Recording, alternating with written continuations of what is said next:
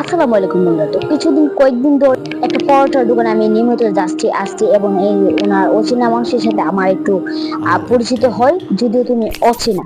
তো এভাবে চলবে যদি উনি আমার কাছে একদিন 500 টাকা কর্জা চায়, হাওয়া চায়। আমি বললাম, ভাই আমার কাছে তো 500 টাকা নেই, আমি অন্য আরেকজনের কাছে চাই দেখি, যদি পাই আপনাকে দিব।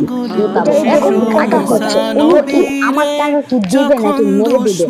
আর আমাদের হাতে আছে 4 দিন, 4 দিন পরে আমরা বুঝতে পারবো উনি চলে যাবে। আজকে আমরা ওনার দোকানে যাবো এবং দেখবো উনি কি কথা মতো টাকাটা দেন নাকি মেরে দেন।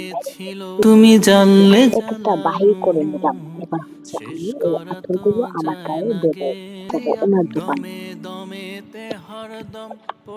এবং দোকানে গিয়ে আপনাদেরকে বিস্তারিত জানাচ্ছি। এবং এটি হচ্ছে সেই পরোটার দোকান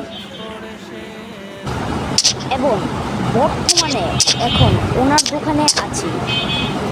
এবং কালকে আমরা ওনার কাছে গেছিলাম, যেহেতু কালকে 14 তারিখে উনি আমাদের কিন্তু তারিখটা দিয়েছিল যে 14 তারিখে আমাদের টাকা দিবে।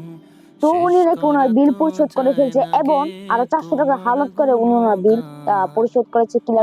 গিয়ে দেখবো আমাদের সাথে কি ঘটনা হয়। কালকের মধ্যে কি উনি বলবেন যে ওনার কাছে টাকা নাই নাকি আমাদের পাওনা টাকা উনি দিয়ে দেবেন। তো চলুন যাওয়া যাক। তো উনি এখন বর্তমানে এক জায়গায় গেছে, তো আশা করা যায় কিছুক্ষণ পরে হয়তো বা আমাকে টাকা দিবে। তো কালকে এবারে তোমার বেশি প্রয়োজন হয় আমি ক্যাশ থেকে দিয়ে দেবো। এই যে দেখেন দোকান পুরাই খালি।